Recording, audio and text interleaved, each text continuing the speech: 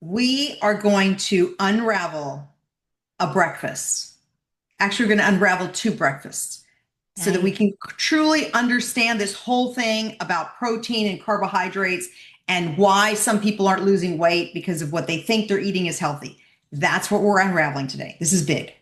So good. I love this so much because I know I have a specific set of advice that I've always given to my National Guard soldiers that I've worked with just based on what they were doing. But I know I don't have the whole picture. So I'm really excited to hear what you have to say. So, in case you are watching for the first time and you don't know who we are, I am Kelly Coulter. I'm a lifelong fitness instructor. I ended up 50 pounds overweight during menopause. I got my nutritional certification through Adita. And so I glommed onto her. She became my mentor, and I'm not letting her go. And I went to her and said, the way of eating that you describe, that you teach to your nutritional coaches, is something that all women need. And so we started a program together, and now we do the Hunger and Hormones channel on YouTube, and we've got a 12-week program together. That's a little bit about me. Adita, who are you? Who am I? I am also a lifelong fitness instructor. I was back teaching classes when there was no fancy sneakers on concrete with vinyl records, my friends. That's how long I've been doing this. I've trained everybody from the average person to the athlete to the celebrity.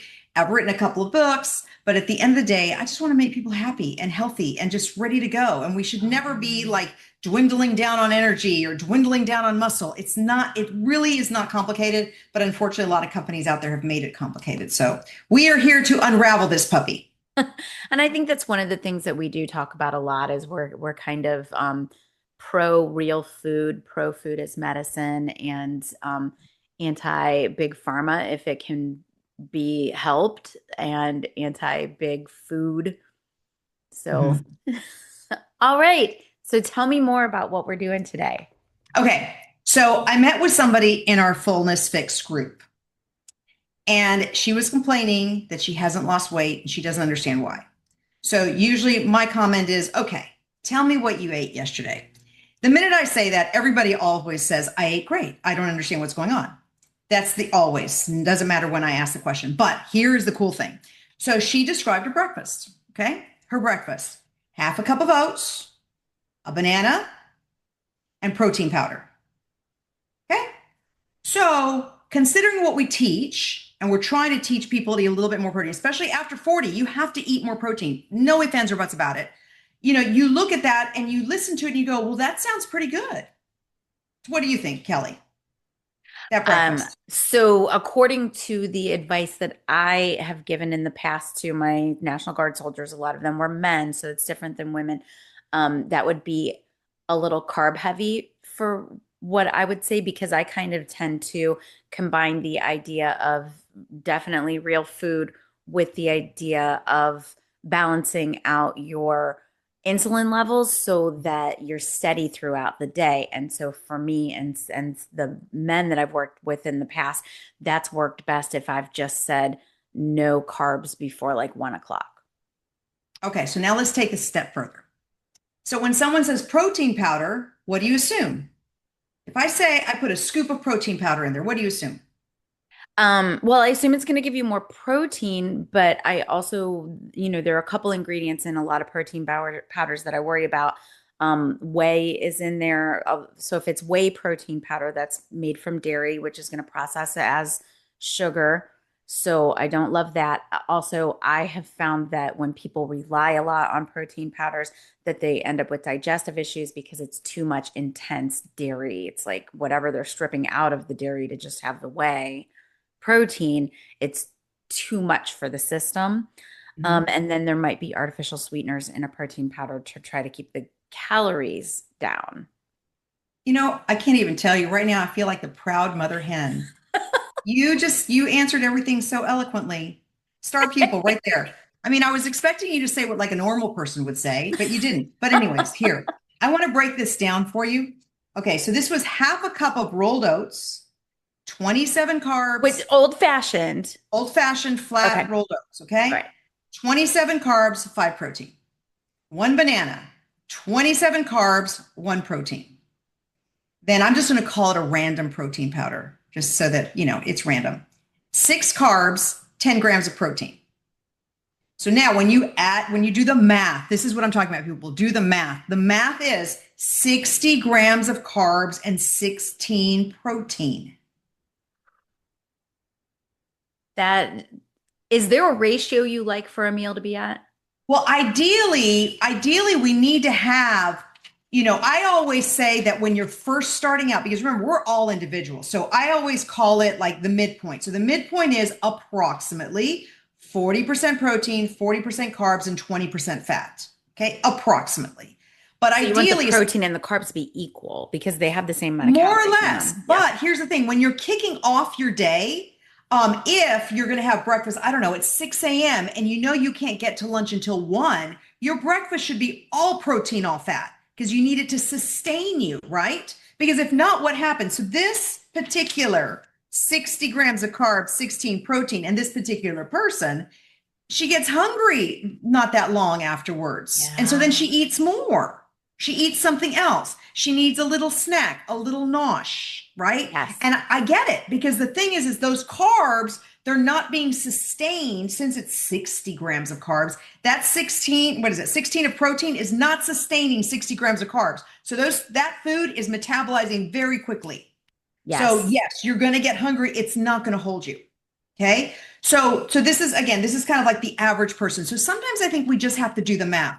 In a perfect world, and I do believe we're all individuals, so please don't take these numbers to heart, but just kind of look at them as kind of like a guide, right? As a guide, you want to have at least 100 grams of protein a day as a guide. Now, granted, some of us has more muscle tissues than others. Some of us are taller than others. So that varies. Okay. But let's just do a guide, 100 grams. Now, with that 100 grams, basically you want to have 15 to 30 grams of protein per meal and snack.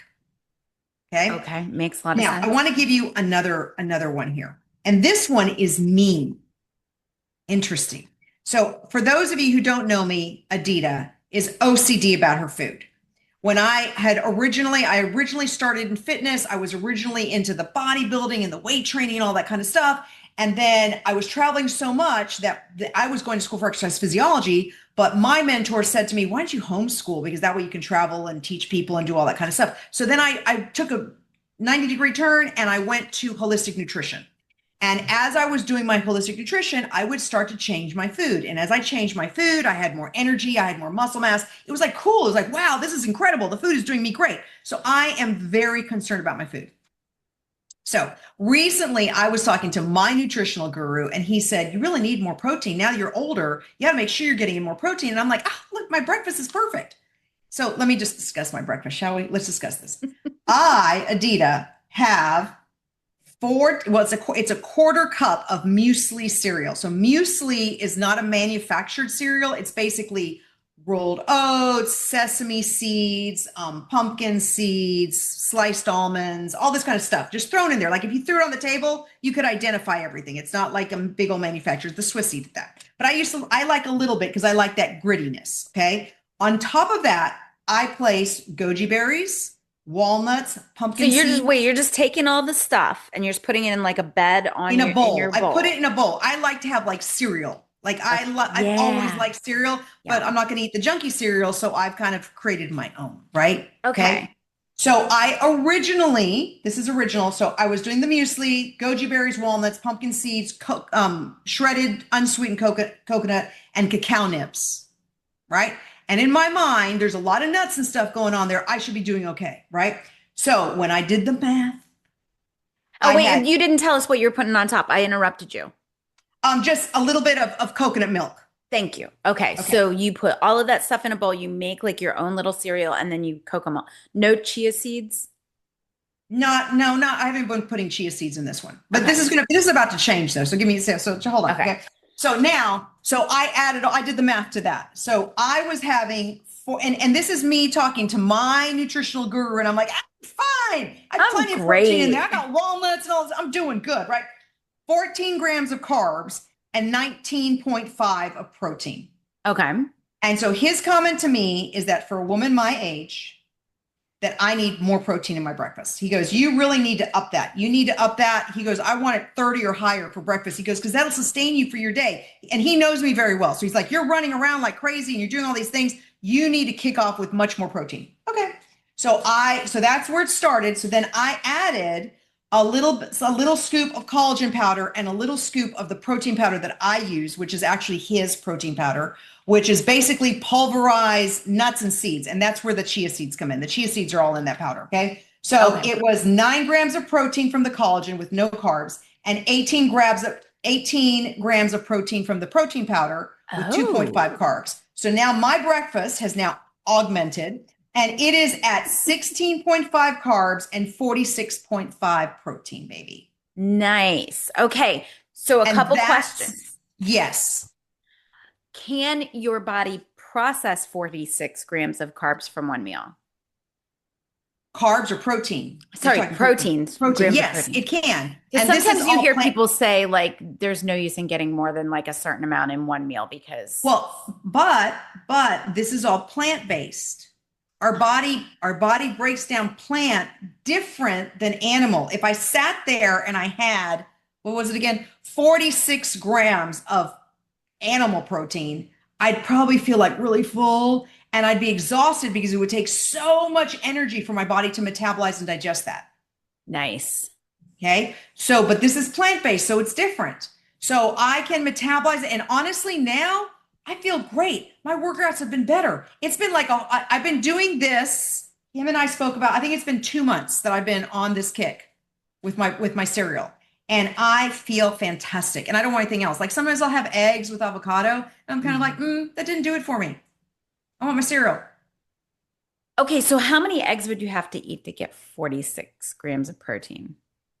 Oh, good question. I mean, an egg is 90 calories. I want to say, hold on, we're going to find that out right now. Because I do tend to do like an eggs and bacon more kind of thing. What you're doing sounds really, really good. I'm definitely gonna try it. And maybe with that coconut milk yogurt. Okay, so 6 grams of protein in an egg. So if I have 2 eggs, I'm only having 12 grams of protein.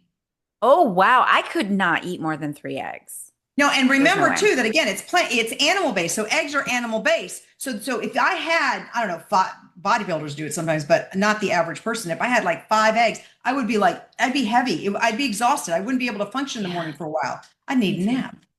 Me too, for sure. Oh my gosh, so good. Okay, so Adita's muesli for the win. You're gonna have to make that into a little recipe. Yeah, and the point of this whole thing was that sometimes we look at it, and I did the exact same thing. You know, my friend, the client of mine, that's, you know, she thought she had a really healthy breakfast, but her protein powder didn't have enough protein in there. And she didn't even recognize it because in her mind, it was, she didn't even really know how much protein was in that protein powder. She just knew she was putting in a scoop, so she should be set. And I think the average person thinks that. For sure. They don't even really look and break down going, well, how many carbs are in my protein? How much protein's in there? How am I breaking it down, digesting your protein powder for sure. And it's like you said about the whey protein, right? So unless you really figure, if you're going to use a protein powder, you really need to know, well, how is it going to work with my system and how much protein is there? And I think that that's a really important part. But then again, look at me, who I thought I was doing great with the protein, but I hadn't done the math. And when I did the math, I realized, whoa, okay. Right. Okay, so these are just. You see my eyes going to the side because right now I'm going to ChatGPT and I'm asking it to give me the nutritional breakdown of the average fast food breakfast. Because when I gave that advice to my soldiers, what I was trying to do is get them out of the drive-through for breakfast. So hold on, let's look at that. Okay, I love it. Okay, so it looks like it's going out to the internet and really giving us some research here. Typical fast food breakfast based on common menu items like a sausage, egg, and cheese biscuit, hash browns, and a small coffee. Calories, 750 to 900 calories. Protein, 20 to 25. I'm going to call BS on that. I think it's probably going to be lower than that at most places. But this he's averaging all of this. Our AI guy is. Total fat, 45 to 55, which is 75 to 100% of your daily intake. 70 to 85, it says. Okay. Saturated fat, 15 to 20. Carbs. So the protein was 20 to 25. Carbs is 55 to 65 average in a fast food breakfast with a small coffee and hash browns. Fiber, 2 to 4 grams. And sugar, 5 to 10 grams, which is for you and I, and the way we look at it, that's about your daily allowance of added sugar. For the And USDA, Mhm. it's 10 to 20%. Keep in mind that that breakfast has no digestive enzymes in it whatsoever. So your body is not really breaking down that food the way it should. So more of it's going to be stored as fat, even though it's not categorized as fat. On the alternative, my breakfast, not that my breakfast is the star breakfast, but it's just because that's what I broke down, right? But all those food items are raw. Those are raw nuts and seeds. That's raw goji berries, raw coconut. It's just dehydrated, so that it has the integrity of its enzymes, which then tells my body what to do with everything and where to put it. And that includes the protein powder because it's a plant-based raw protein powder. So good. Adita, I think that you have brought another gem to the discussion. So good. What other kinds of things would you recommend? So somebody that's like doesn't yet have access to a bunch of raw nuts, if you work with us, we're going to ask you to buy raw nuts in bulk. And from people have Amazon. allergies to nuts too. So I don't want to keep those people out. We There have we to always go. remember that. Yeah. Okay. So then knowing that an egg only has 6 grams of protein, how else would you suggest people get to a number like 30 to 40 grams in the morning? Well, I mean, listen, it really depends on, I think the big important thing. So I know for myself, and that's the reason I have that much protein, is because I will have breakfast at 6 a.m. and I will not have lunch until 1 or 2. I don't typically snack between there. So I need to feel satiated till that time that I have lunch, which is why he said for me that it needs to be that high. I think for the average person, if they had 25 or 30 grams of protein, that would be great. But if you're looking at like eggs, that's why I said eggs and avocado. If you wanted, and I personally like bacon, but I just don't want it with the nitrates and all the gook in it, right? All the chemical stuff in it. No, you want to have it from a grass-fed source. That's the important part of it. So, there are other ways of augmenting your protein, but if you're going to have breakfast at 9 and you're having lunch at noon, you don't have to have that much protein in that breakfast. So you have to also look at the time between meals. That's going to that's going to really change things up too. So good. All right. Well, excellent. So look at alternative sources, see what is kind of appealing to you and available to you. And it might be eggs and some muesli or whatever. or a little piece of, sliced turkey or something with it too. You can always play around with it. But again, which is what we teach in the Fullness Fix, is the idea is that we are all individuals and we digest our foods differently. We all have different kinds of schedules too, right? So we have to create the right food plan that's going to keep you sustained and satiated until your next meal. So good. Mhm. All right. All right, Adita, thank you. You're welcome. Bye. Bye.